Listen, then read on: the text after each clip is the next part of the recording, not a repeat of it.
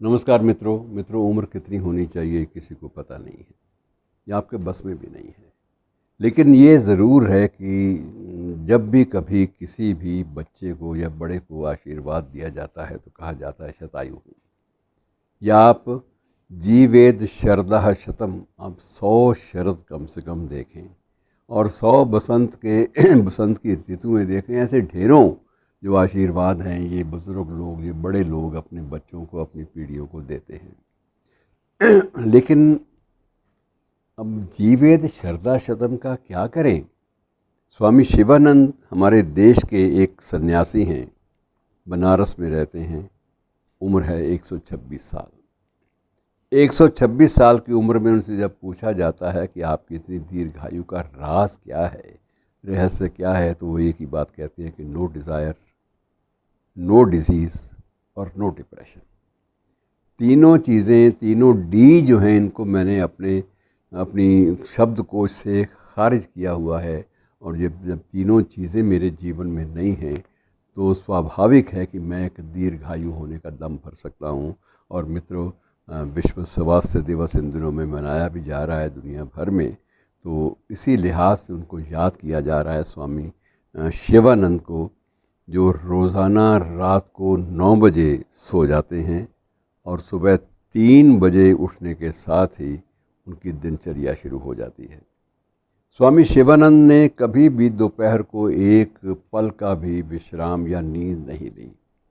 वो ये कहते हैं कि अगर उस क्षण में आपने नींद ले ली तो आपकी रात की जो नींद है उसमें कुछ न कुछ व्यवधान अवश्य पड़ेगा। इसलिए एक अभ्यास डाल लो ज़िंदगी को जीने का इस ढंग से कि दिन में कोई विश्राम की ज़रूरत नहीं है। और 3 आसन, सुबह 3 बजे उठने के बाद वो 3 आसन रोज़ाना करते हैं।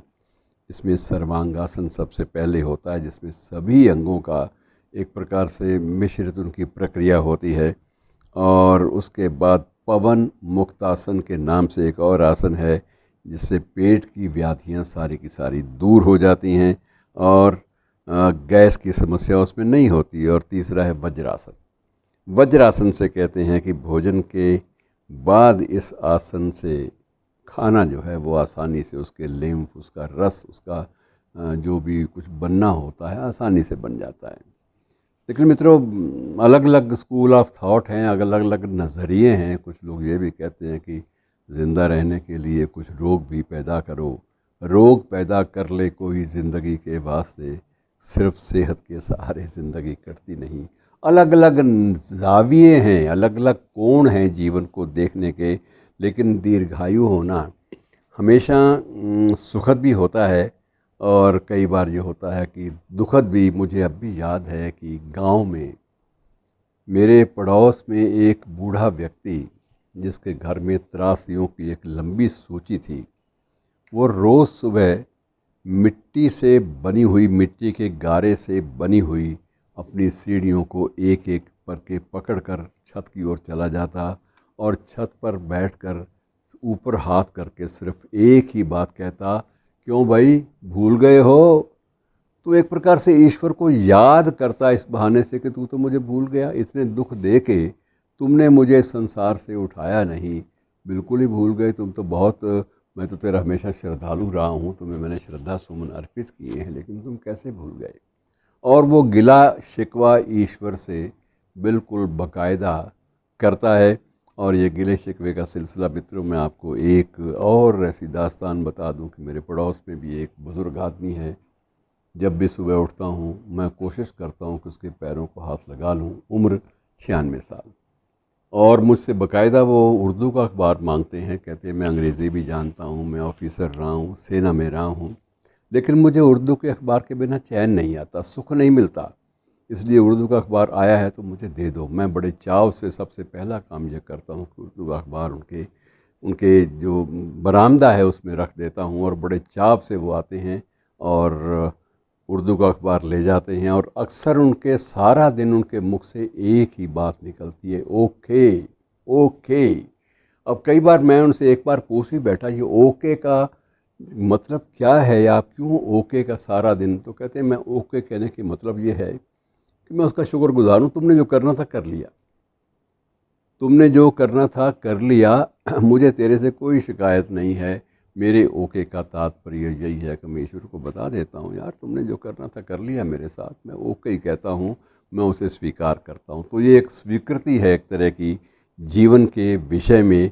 और मित्रों, ये घटनाएं बहुत रोज़ रोज़ हमारे सामने बहुत सी घटनाएं घटती हैं। अब तैलंग स्वामी के बारे में चर्चाएं यही रहती हैं कि तैलंग स्वामी भी बनारस में थे और 300 साल जिए। 126 की उम्र में अगर स्वामी शिवानंद जीवित हैं तो ऐसा कोई आभास नहीं मिलता कि उनके जीवन में कहीं भी कोई डिके या कहीं भी कोई एक प्रकार से शरीर के क्षरण की कोई भी जो चीज़ है वो सामने आ रही हो, कोई लक्षण सामने आ रहा हो, ऐसा कोई लक्षण नहीं है। और नहीं लगता कि उनकी उम्र के दिन थोड़े हैं। लगता है कि जब तक ये चाहेंगे, जब तक इनकी इच्छा होगी, तब तक ये जिएंगे और अपनी ज़िंदगी को अपने ढंग से जी कर जाएंगे। और इसलिए ऐसे लोगों पर कभी कोई बंधन लागू नहीं होता। एक बात तो ज़रूर है मित्रों, स्कूल ऑफ थॉट जीवन में हर चीज़ के अलग अलग होते हैं। एक स्कूल ऑफ थॉट विचार का जो एक केंद्र है वो ये कहता है कि आदमी को लंबी उम्र तक जीना चाहिए, और दूसरा ये कहता है कि लंबी उम्र करके भी क्या करेंगे, जब तक सांस आसानी से आए तब तक ही जीना चाहिए। बिल्कुल वही बात जैसे एक व्यक्ति से किसी ने पूछा कि कितना खाना खाना चाहिए, तो उसका उत्तर था कि खाना 12 उंगल पेट है, 12 अंगुली, और 12 उंगली पेट में आप 4 अंगुली स्थान खाने के लिए रखिए और 4 अंगुली स्थान पानी के लिए रखिए और 4 उंगली स्थान जो है वो हवा के लिए रख लीजिए, सांस के लिए। लेकिन उस बंदे का वो इतना मस्त आदमी था कि उसका उत्तर था कि ना, या तो खाओ ना, और खाओ तो पूरा 12 उंगल खाओ।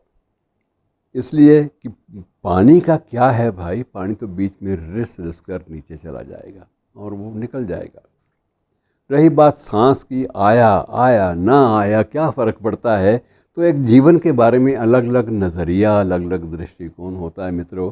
लेकिन इतना ज़रूर है कि जब तक आदमी जिए, स्वाभिमान के साथ जिए और इस ढंग से जिए कि वो अपने परिवेश के लिए कुछ न कुछ अनूठी स्मृतियाँ छोड़ जाए, ताकि लोग उसको उसके सद्कर्मों की वजह से याद करें। यद्यपि होता यह है कि कई बार दुष्कर्मों के कारण भी लोगों को जहन से हम उतार नहीं पाते।